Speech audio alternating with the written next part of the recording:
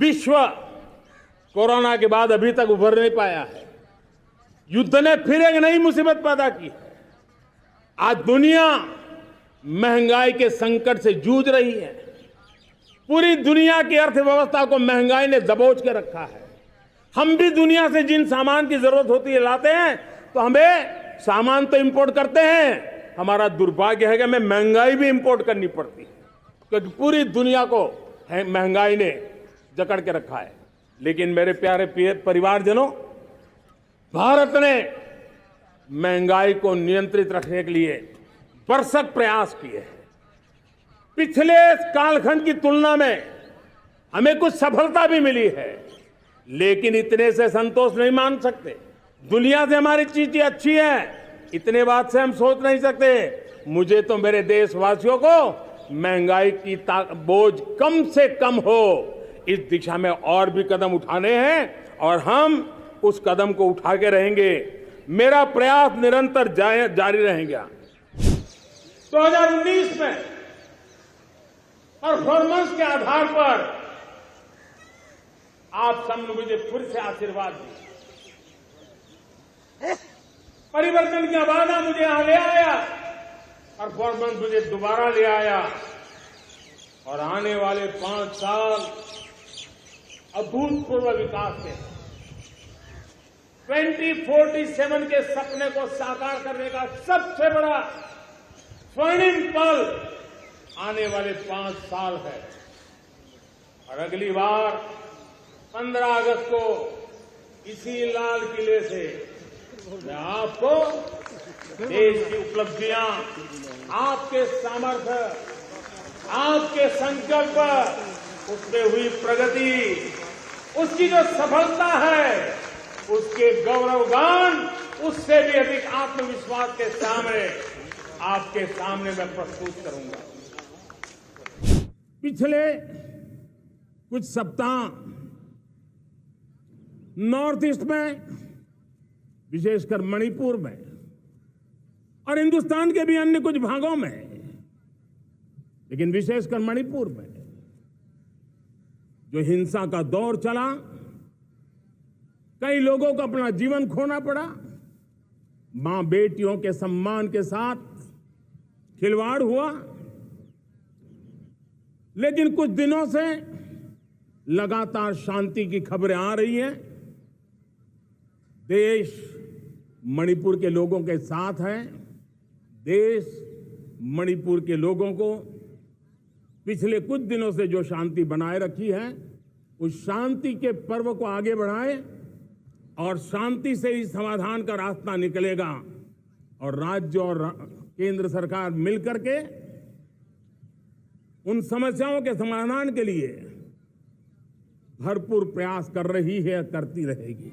आज मेरे देश के लोकतंत्र में एक ऐसी विकृति आई है जो कभी भारत के लोकतंत्र को मजबूती नहीं दे सकती। और वो क्या है बीमारी? परिवारवादी पार्टियां। और उनका तो मंत्र क्या है? Party of the family, by the family and for the family.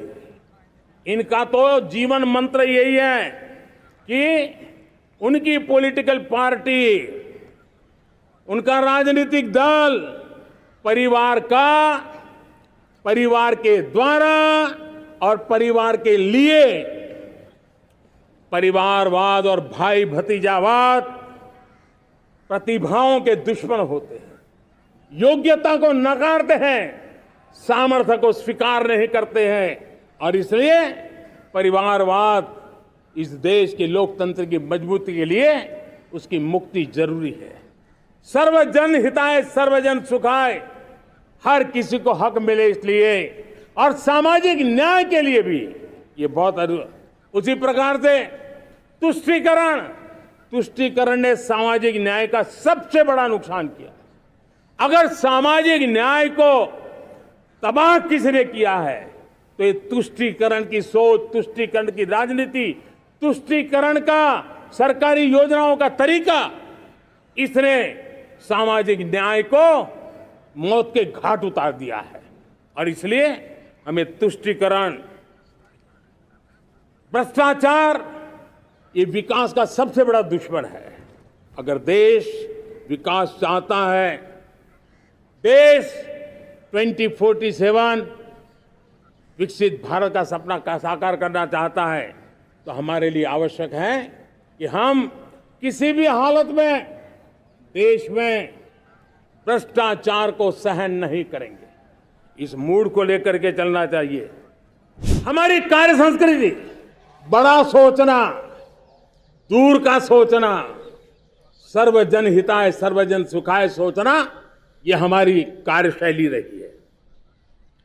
और सोच से भी ज्यादा, संकल्प से भी ज्यादा हासिल कैसे करना, इस ऊर्जा के साथ हम काम करते हैं। हमने आजादी के अमृत महोत्सव में 75,000 अमृत सरोवर बनाने का संकल्प किया था। उस समय हमने हर जिले में 75 अमृत सरोवर बनाना संकल्प किया था। करीब 50-55 हजार अमृत सरोवर की कल्पना की थी, लेकिन आज करीब 75,000 अमृत सरोवर का काम निर्माण हो रहा है। ये अपने आप में बहुत बड़ा काम हो रहा है।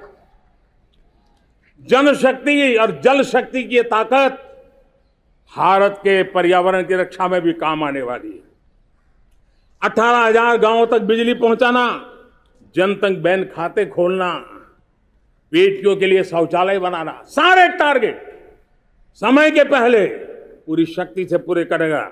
और जब भारत ठान लेता है तो उसे पूरा करके रहता है। यह हमारा ट्रैक रिकॉर्ड कहता है। 200 करोड़ वैक्सीनेशन का काम, दुनिया हमें जब पूछती है 200 करोड़ सुनती है, उनकी आंखें फट जाती है। इतना बड़ा काम ये मेरे देश के आंगनवाड़ी वर्कर, हमारी आशा वर्कर, हमारी हेल्थ वर्कर, उन्होंने करके दिखाया। यह मेरे देश का सामर्थ्य है। 5G को रोल आउट किया, दुनिया में सबसे तेज गति से 5G रोल आउट करने वाला मेरा देश है। 700 से अधिक जिलों तक हम पहुंच चुके हैं और अब 6G की भी तैयारी कर रहे हैं। हमने टास्क फोर्स बना दिया है। रिन्यूएबल एनर्जी, हम टारगेट से पहले चले हैं। हमने रिन्यूएबल एनर्जी 2030 का जो टारगेट तय किया था, 21-22 में इसको पूरा कर दिया। हमने इथेनॉल में 20% ब्लेंडिंग की बात कही थी, वो भी हमने समय से 5 साल पहले पूरा कर दिया। हमने $500 बिलियन के एक्सपोर्ट की बात की थी, वो भी समय के पहले $500 बिलियन से ज्यादा कर दिया। हमने तय किया, जो हमारे देश में 25 साल से चर्चा हो रही थी कि देश में नई संसद बने, पार्लियामेंट का कोई सत्र ऐसा नहीं था नई संसद के।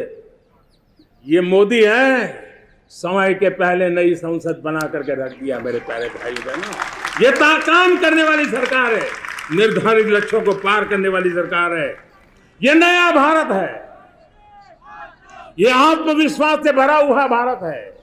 ये संकल्पों को चरितार्थ करने के लिए जी जान से जुटा हुआ भारत है। और इसलिए ये भारत न रुकता है, ये भारत न थकता है, ये भारत न हाँफता है और न ही ये भारत हारता है।